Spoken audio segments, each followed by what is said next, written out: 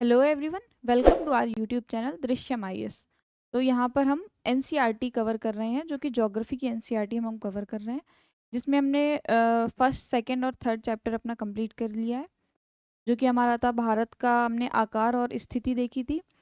और हमने दूसरे चैप्टर में देखा था भारत का भौतिक स्वरूप, जैसे कि हमने उसमें पढ़ा था हिमालय, उत्तर भारत के मैदान और प्रायद्वीप भारत। तो ये सब चीज़ें हमने उसमें देखी थी। और हमने अपने थर्ड चैप्टर यानी कि पिछली क्लास में हमने अपवाह तंत्र के बारे में पढ़ा। अपवाह तंत्र में हमने गंगा, सिंधु और ब्रह्मपुत्र और प्रायद्वीप नदियों के बारे में देखा था। ठीक है। आज के चैप्टर में हमें अपना फोर्थ चैप्टर हम शुरू करने जा रहे हैं, जो कि है जलवायु। ठीक है, तो चलिए शुरू करते हैं इस चैप्टर को। तो देखिए क्या लिखा है इसमें, कि सबसे पहले तो यही बताया कि हमने अपने पिछले चैप्टर में क्या पढ़ा। तो पिछले चैप्टर में हमने स्थलाकृतियों और अपवाह के बारे में पढ़ा। ये दो मूल तत्व हैं, मतलब कि तीन मूल तत्वों में से ये दो मूल तत्व हैं। आज हमें तीसरे मूल तत्व को पढ़ना है प्राकृतिक पर्यावरण को समझने के लिए, जो कि है जलवायु। ठीक है। इस अध्याय में हम तीसरे तत्व यानी जलवायु को पढ़ेंगे। जैसे कि देखो, अगर मैं बात करूं कि दिसंबर में आपने ऊनी वस्त्र क्यों पहनते हैं, मई का महीना इतना गर्म और असुविधाजनक क्यों होता है, जून एवं जुलाई में वर्षा क्यों होती है, इन सभी क्वेश्चंस के आंसर आपको जलवायु का चैप्टर पढ़ने में मिल जाएंगे। ठीक है। तो अगर मैं अपने तरीके से समझाऊं आपको, तो क्या होती जलवायु। देखिए, जलवायु इंग्लिश में हम इसे क्लाइमेट बोलेंगे। ठीक है। लंबे समय तक तापमान तापमान वर्षा, हवाएं हवाएं आर्द्रता आदि के औसत रूप औसत रूप से होने वाली स्थिति है स्थिति है।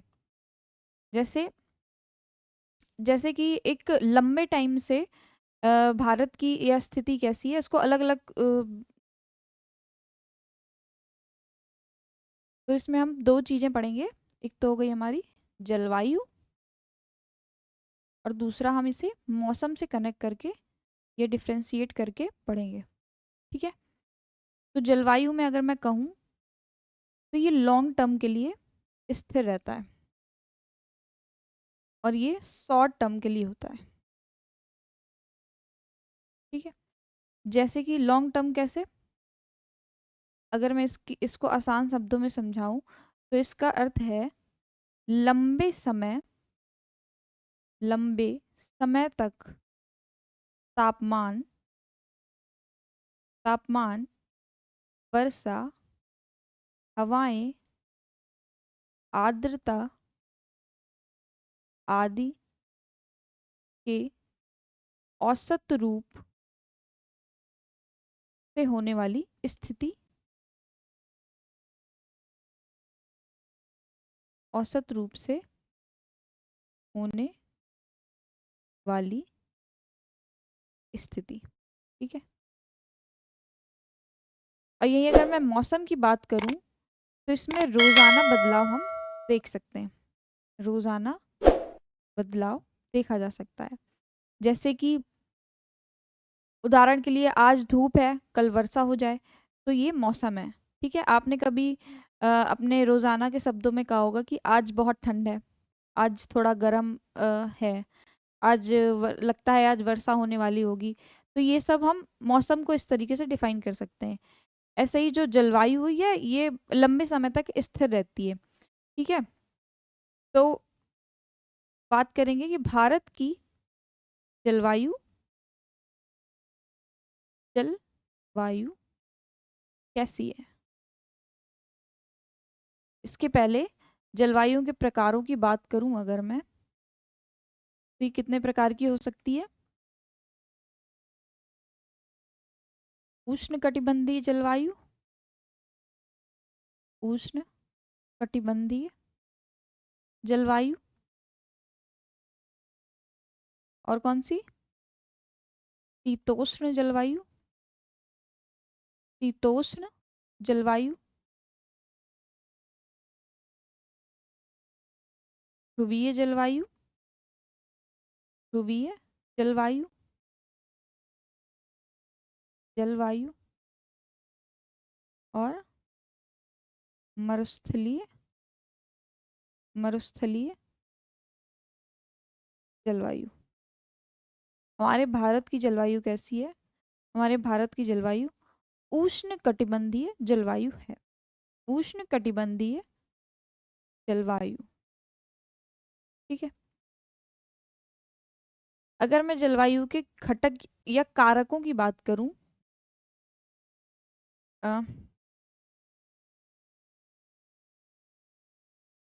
जलवायु के अगर मैं घटक की बात करूं तो इसमें कौन कौन से घटक पढ़ेंगे हम? टेम्परेचर।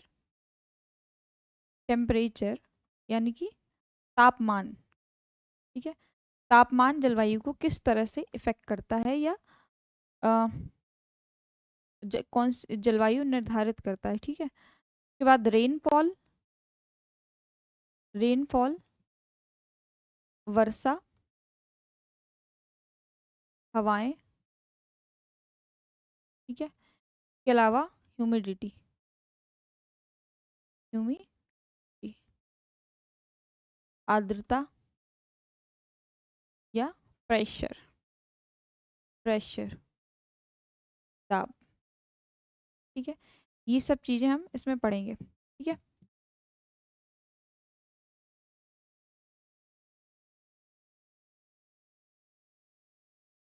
ठीक है। तो मैंने बताया भारत की जलवायु कैसी है? उष्णकटिबंधीय मानसूनी जलवायु है अपनी। देखिए,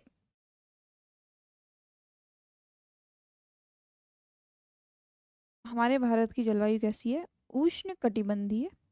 उष्णकटिबंधीय मानसूनी। मानसूनी जलवायु। ठीक। ये हमारी भारत की जलवायु है। ये जलवायु हमारे पूरे भारत में पाई जाती है, जिसमें गर्मी, मानसून की वर्षा और सर्दी का समय अपना देखा जा सकता है। ठीक है। देखिए, मैंने आपको बताया मौसम। ठीक है। मौसम क्या होता है? आजकल की बातें होती है मौसम में। जब ये मौसम कई दिनों तक, एक कई दिनों तक चलता रहे, यानी कि जैसे कि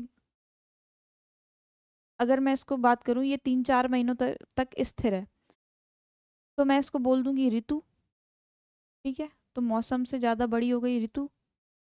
ऋतुओं में कौन कौन सी? जैसे कि शरद ऋतु हो गई, ग्रीष्म ऋतु हो गई, वर्षा ऋतु हो गई। मतलब कि कुछ दिनों तक एक जैसा मौसम। जैसे शरद ऋतु में आपने देखा होगा छोटे दिन होते हैं, लंबी रातें होती हैं। ग्रीष्म ऋतु में कैसी लंबी दिन होते हैं और छोटी रातें होती हैं। वर्षा में तो बरसात होती रहती है। तो मौसम, ऋतु, और फिर बात करेंगे हम जलवायु की। ये बहुत अधिक समय तक स्थिरता की बात करता है। ठीक है। अभी मैं क्या बता रही थी आपको कि हमारे भारत की जो जलवायु है वो मानसूनी जलवायु है। उष्णकटिबंधीय मानसूनी जलवायु। ठीक है। इसमें हम, हमारे भारत में कौन कौन सी मानसूनी जलवायु, रेगिस्तानी जलवायु, हिमालयी जलवायु आदि देखते हैं। कौन कौन सी? मानसूनी जलवायु। ठीक है। ये कहाँ देखते हैं हम? विशेषकर भारत के पश्चिमी और दक्षिणी हिस्सों में देखते हैं। कहाँ पर?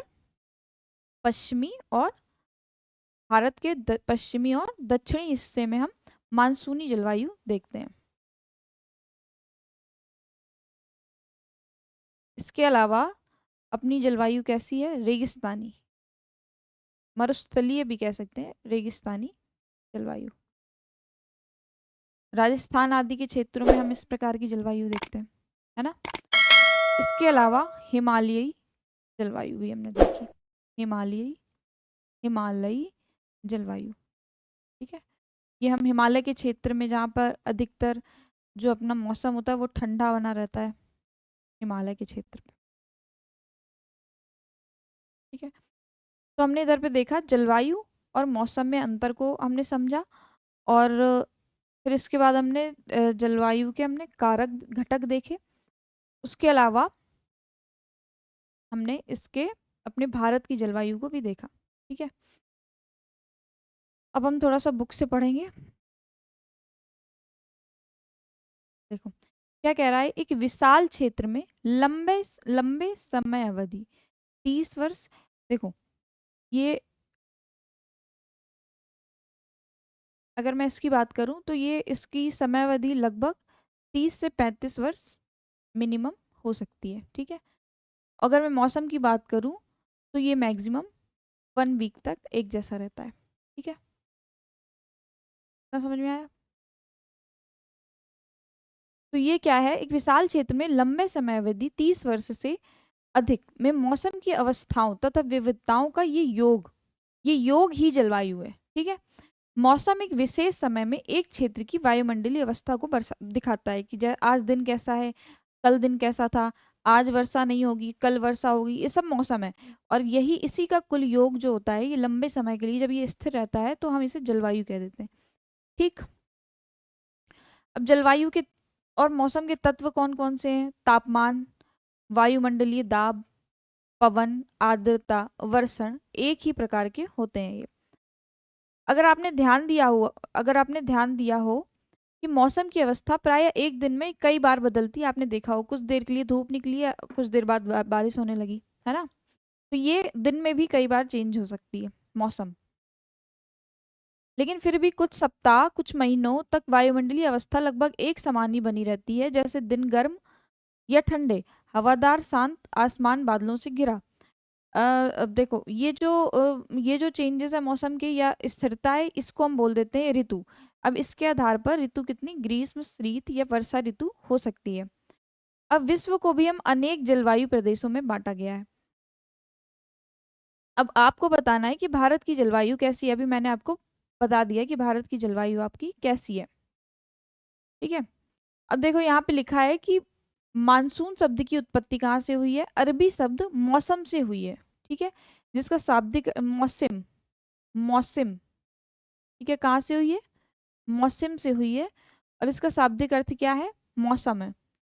अब मानसून का अर्थ क्या है? एक वर्ष के दौरान वायु की दिशा में ऋतु के अनुसार परिवर्तन, यही मौसम है। ठीक है, अब भारत की जलवायु को मानसूनी जलवायु कहा गया है। एशिया में इस प्रकार की जलवायु मुख्यतः दक्षिण तथा दक्षिण पूर्व में पाई जाती है। कहाँ पे? भारत और ऑस्ट्रेलिया जैसे जगहों पे। सामान्य प्रतिरूप में लगभग एक रूपता होते हुए भी देश की जलवायु अवस्था में स्पष्ट प्रादेशिक भिन्नताएं हैं। और हम दो महत्वपूर्ण तत्व यानी कि तापमान और वर्षण, इसे लेकर के हम मौसम और जलवायु को देखेंगे। ठीक है, गर्मियों में राजस्थान के मरुस्थल में कुछ स्थानों का तापमान, इधर पे देखो, राजस्थान में, राजस्थान की बात करूं अगर मैं, तो यहाँ पे टेम्परेचर जो है अपना वो 50 डिग्री सेल्सियस तक पहुंच जाता है। 50 डिग्री सेल्सियस तक यहाँ पर टेम्परेचर पहुंच जाता है। अगर जम्मू कश्मीर की बात करूं, जम्मू कश्मीर से की बात करूं तो ये लगभग, अगर औसतन देखूं तो 20 डिग्री सेल्सियस तक यहाँ का तापमान रहता है, यानी कि यहाँ पे ठंड पड़ती है। ठीक है, और सर्दियों के दिनों में यहाँ पे क्या कह रहा है, सर्दियों के दिनों में ये तापमान -45 डिग्री सेल्सियस भी हो जाता है, -45 डिग्री। और अगर मैं तिरुवनंतपुरम की बात करूं, तिरुवनंतपुरम की बात करूं, ठीक है, तो यहाँ का तापमान 22 डिग्री सेल्सियस तक हो सकता है। ठीक है, अब यहाँ पे और भी कुछ बातें बता रहा है। कुछ क्षेत्रों में रात एवं दिन के तापमान में बहुत अधिक अंतर होता है। जैसे कि थार के मरुस्थल में अगर हम देखें तो दिन का तापमान 50 डिग्री सेल्सियस तक हो सकता है, और जबकि रात में ये 15 डिग्री सेल्सियस तक पहुंच जाता है। मतलब इतना गिर जाता है 50 डिग्री सेल्सियस से 15 डिग्री सेल्सियस तक। मतलब कि दिन में अगर वो गर्म है तो रात में ठंडा हो जाएगा। दूसरी ओर केरल या अंडमान निकोबार में दिन तथा रात का तापमान लगभग समान ही रहता है। ठीक है, अगर हम वर्षा की तरफ ध्यान दें तो वर्षा के रूप तथा प्रकार ही नहीं बल्कि मात्रा एवं ऋतु के अनुसार वितरण में भी भिन्नता होती है। हिमालय में वर्षण अधिकतम हिम के रूप में होता है, मतलब हिम वर्षा हम इसे कह सकते हैं कि हिम वर्षा हो रही है हिमालय में। ठीक है, देखो अब वार्षिक वर्षण में भिन्नता मेघालय में 400 सेंटीमीटर से लेकर लद्दाख एवं पश्चिम में ये 10 सेंटीमीटर से भी कम होती है। मेघालय में अगर 400 सेंटीमीटर हो रही है तो राजस्थान में केवल 10 सेंटीमीटर। ठीक है, वर्षा अधिकतर भागों में, देश के अधिकतर भागों में आपने देखा होगा कि कब वर्षा होती है, जून से सितंबर के बीच में। लेकिन कुछ क्षेत्रों जैसे तमिलनाडु के तट पर वर्षा जो होती है वो अक्टूबर या नवंबर में होती है। ऐसा क्यों होता है कि तमिलनाडु जैसे क्षेत्र में ये वर्षा जो होती है वो अक्टूबर नवंबर में क्यों होती है? तो ये मानसून में, इंडियन मानसून जब हम पढ़ेंगे ना, इंडियन मानसून अलग से जब हम पढ़ेंगे तब मैं बताऊंगी कि तमिलनाडु के तट पर ये वर्षा अक्टूबर नवंबर में क्यों होती है और शेष जगहों पे जून से सितंबर तक क्यों होती है। अब देखो, सामान्य रूप से तटीय क्षेत्रों के तापमान में अंतर कम होता है। ठीक, देश के आंतरिक भागों में मौसमी और ऋतुनिष्ठ अंतर अधिक होता है। उत्तरी मैदान में वर्षा की मात्रा सामान्यतः पूर्व से पश्चिम की ओर, कहाँ से, पूर्व से पश्चिम की ओर घटती जाती है। देखा होगा मेघालय में बताया 400 सेंटीमीटर हो रही है, अगर मेघालय में अगर 400 सेंटीमीटर, तो राजस्थान जाते जाते तक ये वर्षा कितनी होती है, 10 सेंटीमीटर तक ही हो जाती है, होती है। ठीक है, अब देखो ये आपको बताना है कि राजस्थान में घरों की दीवार मोटी तथा छत चपटी क्यों होती है। तराई क्षेत्र में, गोवा एवं मंगलौर में ढाल वाली छतें क्यों होती हैं। असम में प्रायः कुछ पर बांस के खंभों पर घर क्यों बनाए जाते हैं। ऐसा क्यों होता है कि राजस्थान की घरों में दीवारें मोटी और छत समान, कोई ढाल नहीं होती उसमें, समान होती है, क्यों होता है ऐसा। राजस्थान में गर्मी यानी तापमान थोड़ा या काफी अधिक होता है, तो इसी के कारण उसकी जो दीवारों की मोटाई है घरों की वो अधिक रखी जाती है, ताकि तापमान घरों के अंदर थोड़ा कम, मतलब कि गर्मी बर्दाश्त करने के लिए ऐसा दीवार जो रखी जाती है वो मोटी रखी जाती हैं। अगर गोवा और मंगलोर में जो होती हैं छतें ढाल वाली होती हैं, देखो आपने देखे होंगे कि ढाल ऐसी बनाई जाती है ताकि वर्षा का जो जल है ना, राजस्थान वाले इलाके में छत जो है समांतर बनाई जाए तो वर्षा का जल इकट्ठा हो जाए।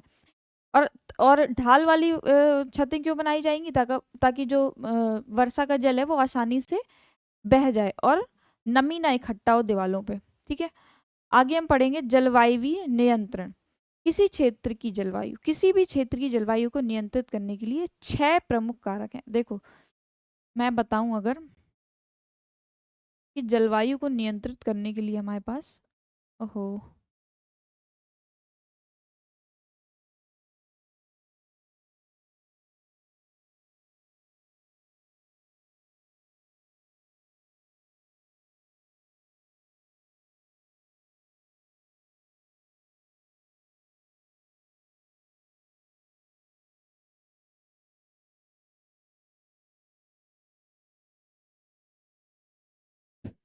जलवायु किन कारकों से नियंत्रित हो रही है। अक्षांश, ऊंचाई, तुंगता भी बोल सकते हैं, वायु दाब, पवन तंत्र, समुद्र से दूरी, महासागरीय धाराएं तथा उच्चावच लक्षण। देखो इसमें बताऊंगी अक्षांश।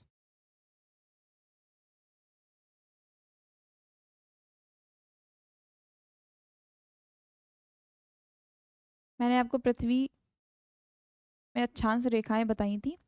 This is our D 0 degree, मध्य रेखा 23.5 डिग्री, कर्क रेखा 23.5 degree north, 66.5 degree north, north pole 90 degree south पोल।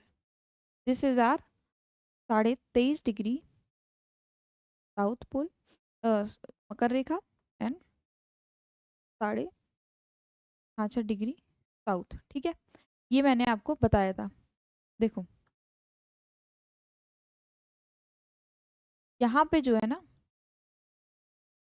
जो अपना सूरज है ना, सन सन जो होता है ना, ये हो गया सन। ठीक है, अगर सन सन की जो रोशनी है उसकी बात करूं मैं, तो सन की रोशनी साल भर जो पड़ती है वो इतने एरिया में पड़ती है। ठीक है, इतने एरिया पे ये 90 डिग्री पे पड़ती है। ठीक है, और जो बाकी का एरिया होता है ये पृथ्वी का, ये इधर पर सूर्य की रेखाएं तिरछी पड़ रही हैं। कैसी? तिरछी, तिरछी पड़ रही हैं। ठीक है, तो सबसे अगर यहाँ पे देखूं मैं, इधर पे अपना रहेगा हाई टेम्परेचर, क्योंकि यहाँ पे अपनी सूर्य की रोशनी समानांतर पड़ रही है। ठीक है, 90 डिग्री पर इधर पे सूर्य की जो किरणें हैं वो पड़ रही हैं। ठीक है, अगर मैं अक्षांश रेखाओं की बात करूं, इतना तो मैंने बता दिया कि सन की कैसी बढ़ रही है। ठीक है, अगर अक्षांश रेखाओं से देखूं मैं, तो ये अपने हो गए, ये तो अपनी 0 डिग्री हो गई। ठीक है, 0 डिग्री से मैं ऊपर की तरफ बढ़ूंगी, तो मैं यहाँ से ये बोल सकती हूँ ना कि हम निम्न अक्षांश से उच्च अक्षांश की तरफ बढ़ रहे हैं। ये मैं कह सकती हूँ, उच्च अक्षांश की तरफ जा रहे हैं। ठीक है, उच्च अक्षांश। ठीक है, तो जो टेम्परेचर है ना, अब यहाँ पे बताया मैंने, इतनी जगह पे टेम्परेचर कैसा रहेगा? टेम्परेचर हाई रहेगा, हाई। जब हम निम्न अक्षांश से उच्च अक्षांश की तरफ जा रहे हैं तो टेम्परेचर कैसा होता जा रहा है? टेम्परेचर कम होता जा रहा है। ठीक है, इधर पे टेम्परेचर कम होता जा रहा है। इतना समझ में आया कि सूर्य की रोशनी किरणों किस तरह से हमारी पृथ्वी पर पड़ रही हैं और किस तरह से वो इफेक्ट डाल रही हैं। अब ये हो गई अक्षांश। देखो, पृथ्वी की गोलाई के कारण इस प्राप्त सौर ऊर्जा की मात्रा अक्षांशों के अनुसार अलग अलग होती है। इसके परिणाम स्वरूप तापमान विषुवत वृत्त से ध्रुवों की ओर सामान्यतः क्या होता है? घटता जाता है। मैंने यही बताया ना, इस ये समानता घटता जाता है। जब कोई व्यक्ति पृथ्वी की सतह से ऊंचाई की ओर जाता है तो वायुमंडल की सघनता कम होती जाती है और तापमान घट जाता है। इसलिए पहाड़ियां गर्मी के मौसम में भी ठंडी होती हैं। अब आगे क्या कह रहा है? अ, किसी क्षेत्र का वायु दाब एवं पवन तंत्र उस स्थान के अक्षांश तथा ऊंचाई पर निर्भर करती है। इस प्रकार यह तापमान एवं वर्षा के वितरण को प्रभावित करता है। अभी सब बताऊंगी।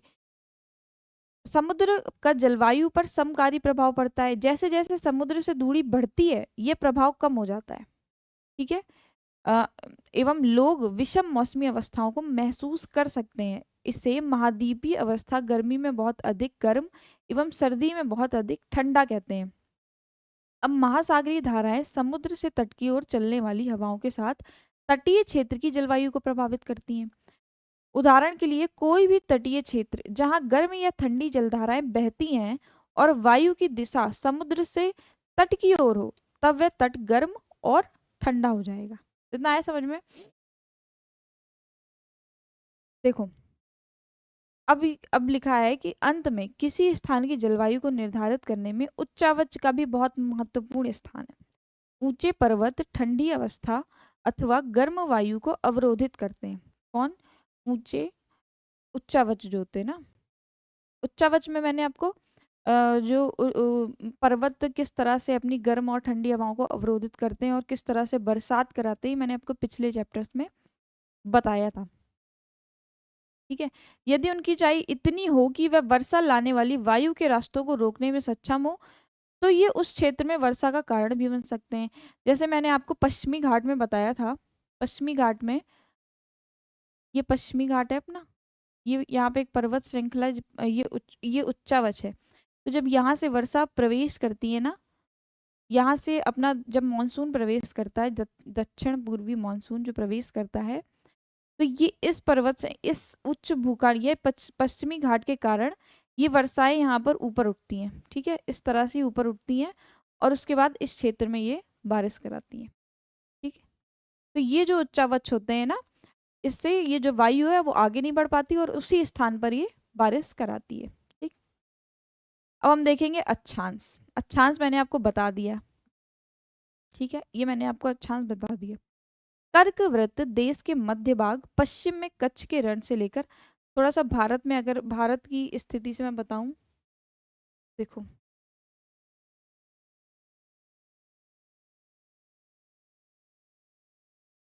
अपना जो भारत है उसके मध्य से कर्क रेखा गई है ना। पिछले चैप्टर्स में मैंने आपको बताया है कि भारत के मध्य से कर्क रेखा गई हुई है। ठीक है, ये हो गई भूमध्य रेखा 0 डिग्री, ये हो गई, ये हो गई 23.5 डिग्री। मैंने आपको बताया था, मैंने आपको बताया था कि जो सूर्य की रोशनी है वो इस भाग में समानांतर पड़ती है, बताया था आपको।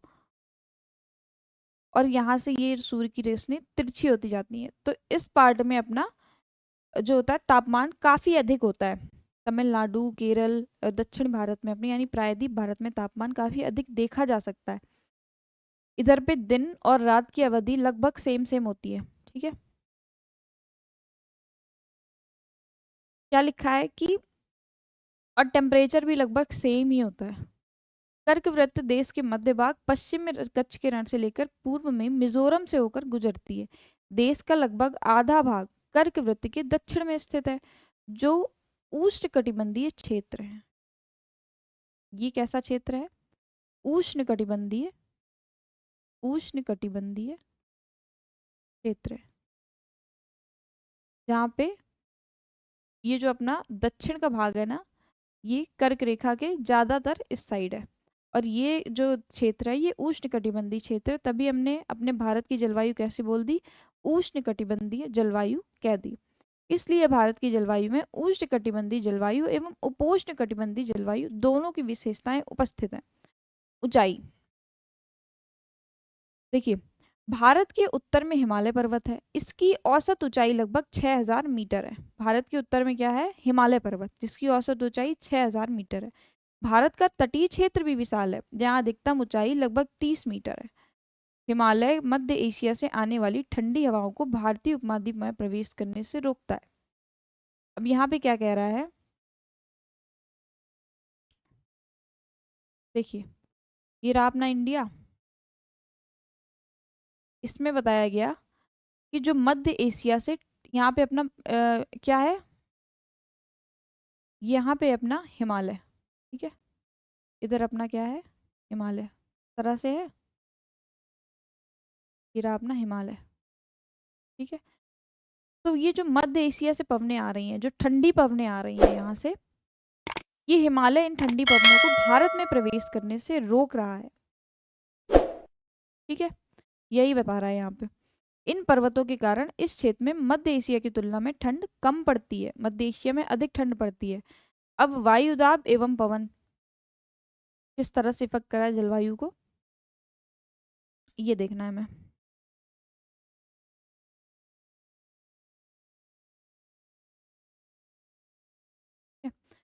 तो भारत में जलवायु तथा संबंधित मौसमी अवस्थाएं हैं। निम्नलिखित वायुमंडल अवस्थाओं में जो मौसमी अवस्थाएं होती हैं वो निम्नलिखित वायुमंडलीय अवस्थाओं से संचालित होती हैं। कौन कौन सी वायुमंडलीय अवस्थाओं से संचालित हो रही है?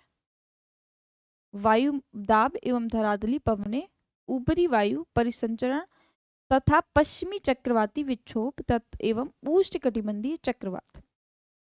क्या कह रहा है? भारत उत्तरी पूर्वी व्यापारिक पवनों, जो उत्तरी पूर्वी ट्रेड विंड्स हैं, वाले क्षेत्र में स्थित है। ये मैंने आपको बता दिया। ये पवनें उत्तरी गोलार्ध के उपोष्ण कटिबंधीय उच्च दाब पेटियों से उत्पन्न होती हैं। अब ये किस किस तरह से, ये हम अभी आगे और अच्छे से पढ़ेंगे। ये कोरियोलिस बल और जेट धारा, ये सब हम आगे अभी और अच्छे से पढ़ेंगे चैप्टर्स में। ठीक है, देखो क्या लिखा है कि ये पवनें उत्तरी गोलार्ध के उपोष्ण कटिबंधीय उच्च दाब पट्टियों से उत्पन्न होती हैं। ये दक्षिण की ओर बहती हैं और कोरियोलिस बर्फ जो होता है उसके कारण दाहिने विक्षेपित होकर विश्वतीय निम्न दाब वाले क्षेत्रों की ओर बढ़ती हैं। सामान्यतः इन पवनों की नमी की मात्रा बहुत कम होती है, क्योंकि ये स्थलीय भागों पर उत्पन्न होती है एवं बहती हैं, इसलिए इन पवनों के द्वारा वर्षा कम या नहीं होती है। इस प्रकार भारत को शुष्क क्षेत्र होना चाहिए, लेकिन ऐसा है नहीं। अब देखेंगे क्यों। अब ये क्यों है, ये पढ़ेंगे हम नेक्स्ट क्लास में, ठीक है। तो आज की क्लास में हमने क्या देखा, आज की क्लास में थोड़ा सा रिवीजन करके बताऊं तो मैंने बताया आपको जलवायु, जलवायु और मौसम को डिफ्रेंशिएट करके मैंने बताया कि जलवायु जो है ये लंबे समय तक स्थिर रहने वाली अवस्था है, और मौसम को बताया कि ये शॉर्ट टर्म है, ये रोजाना इसमें बदलाव हो सकता है, ये दिन में भी कई बार इसमें बदलाव हो सकता है, ये मैंने आपको बताया। अब लॉन्ग टर्म में ये लंबे समय तक तापमान, वर्षा, हवाएं, आर्द्रता के औसत रूप से ये होने वाली स्थिति है, ठीक है। जलवायु के मैंने प्रकार बताए आपको, कौन कौन से प्रकार बताए, उष्णकटिबंधीय जलवायु, शीतोष्ण जलवायु, ध्रुवीय जलवायु, मरुस्थलीय जलवायु, ठीक है। भारत की जलवायु कैसी है इनमें से, उष्णकटिबंधीय जलवायु। उष्णकटिबंधीय जलवायु में भी भारत की जलवायु मॉनसूनी जलवायु है, रेगिस्तानी और हिमालयी जलवायु भी इधर पे पाई जाती है, ठीक है। अब जो जलवायु को इफेक्ट करने वाले जो घटक हैं, जो कारक हैं, वो हैं तापमान, वर्षा, हवाएं, ह्यूमिडिटी, प्रेशर, ठीक है।